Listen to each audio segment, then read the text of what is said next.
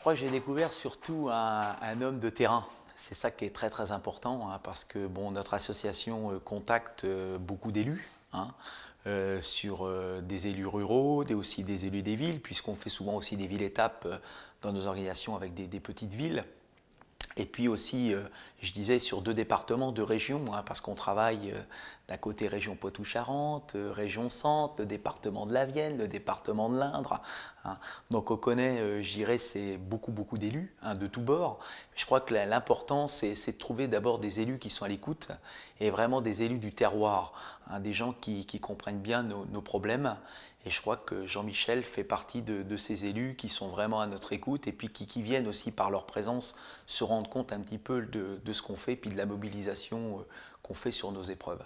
J'ai senti quelqu'un qui allait de l'avant, hein, un peu comme nous, parce que je pense que sur de grandes manifestations que l'on organise, eh bien, il faut, je dirais, faut foncer, hein, pour faire valoir nos territoires qui ne sont que ruraux, hein, par rapport souvent à des grands projets qui sont faits en ville. Ce qui est important aussi, c'est que ce député, je dirais, d'un monde rural puisse nous amener des informations entre ce qui se fait à Paris à l'Assemblée nationale au plus haut niveau et puis sur notre territoire.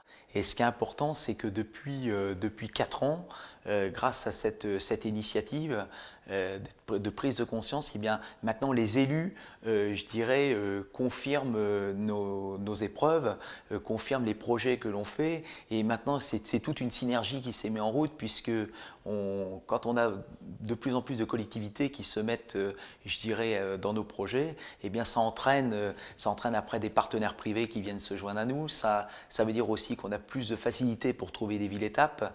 Et je crois que ça a été très très important pour le pays et maintenant je dirais pour le Montmorillonnais. Je vois que c'est quelqu'un qui se bat, donc généralement quelqu'un qui va de l'avant ne mérite que de réussir.